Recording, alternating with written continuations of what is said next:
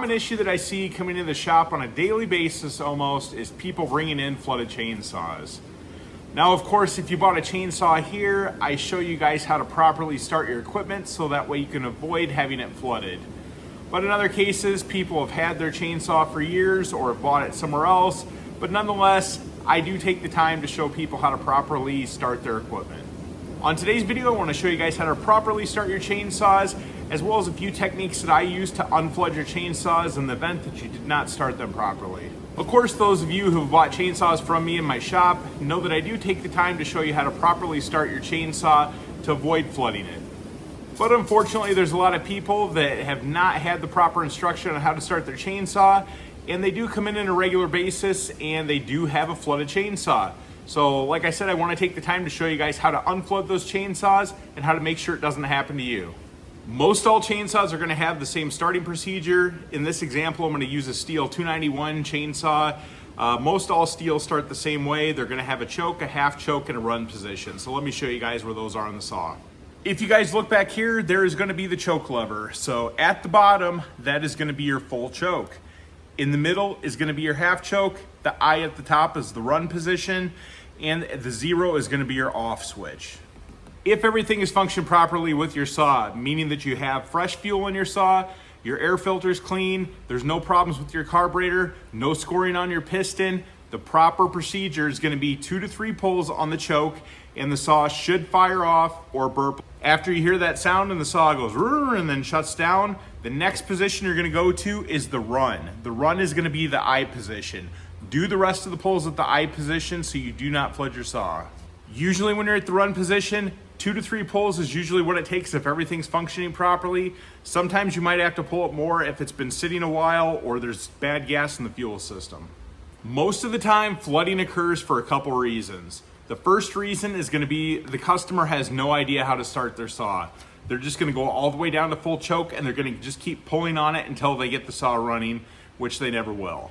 The second reason is going to be bad fuel. If people have bad fuel in their tank and they try to start the saw, it's not going to run.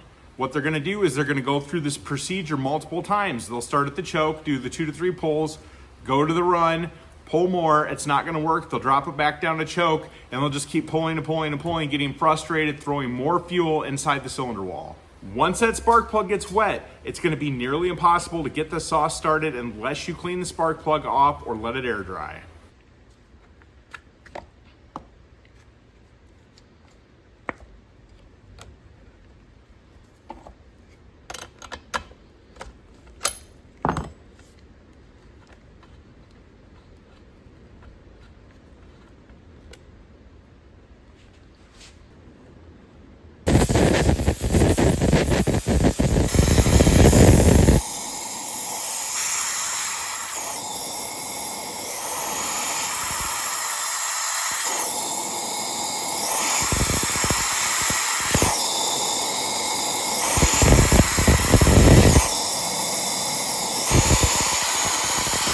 But if you have an underlying issue with your saw, let's say the ignition coil is bad, or you're not getting proper spark, like I said, the fuel, air filter issues, spark arrestor on the muffler, you are not going to be able to start your saw. And no matter how many times you pull on this saw, all you're going to do is fill it up with fuel and you're still going to get nowhere.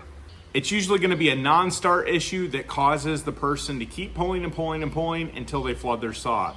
Saws are not going to flood on their own. The only way you're going to flood your saw is by pulling on the choke too many times.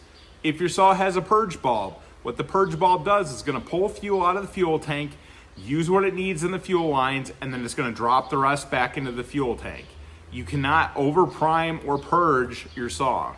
And the only way that you're going to have fuel filling up your muffler is if you spent 15 minutes sitting there pulling and pulling and pulling and pulling on choke. I've seen it before. Customers bring in their saw, say it won't run. The first thing I do is take a look at the muffler. There's fuel coming out. I even turn the saw on its side and fuel starts pouring out the front of the muffler. Most of the times when the customer comes in and it's doing this, they're completely frustrated because they've spent a whole bunch of time trying to start their saw. It's not working. Now they say their saw is having a fuel issue and the fuel tank's leaking, which is completely not the case. It's just because they pulled on choke too many times, drew too much fuel, put it inside the cylinder wall, and shot it all the way through the muffler, and now it's looking for a way out. Just to recap, Saw should start with 2 to 3 pulls on the choke. It'll burp up, shut down. After that, do another 2 to 3 pulls on the run position, the eye. Saw should fire up and run properly. If your saw is not starting, stop pulling on the choke. There's something else wrong with the saw that needs to be addressed before you can do the starting procedures. So with that being said, let me show you a demonstration of what I do when a saw comes into the shop flooded. The second way to unflood a saw is going to be to drop start it. Now this can be dangerous, especially if you guys aren't very steady on your arms and hands, but I do want to show you this option as well. So first thing is, make sure your chain brake is off. You need to have the chain freely rotating in order for this to work. The next thing you're going to do is make sure that your saw is in the run position. That is going to be the eye at the top. If you're going all the way down, you're back at choke. You don't want to be there if the saw is flooded. Now with the lever in the run position, go ahead and grab the handle and hold on to the throttle. As you have your hand on the throttle in the run position, you're going to grab the recoil and you're going to drop the saw down.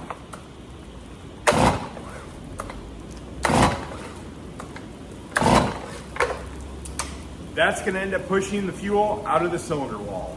The only time I really have to do a drop start is when the customer brings in a saw and there's fuel coming out the muffler. At that point, there's so much fuel inside the cylinder wall and crankcase that the only way to really get it out without disassembling everything is to do the drop start. Depending on how much fuel is inside the cylinder walls and crankshaft area, as well as muffler, you might see smoke for about 30 seconds up to a minute. I hope you guys found this video helpful in starting a flooded saw, as well as learning about the proper starting techniques for the chainsaws. So if you guys did find this video helpful, make sure you guys like down below and subscribe to my channel. Also drop a comment if you have something to say. I do appreciate the comments on there and try my best to respond to as many as possible.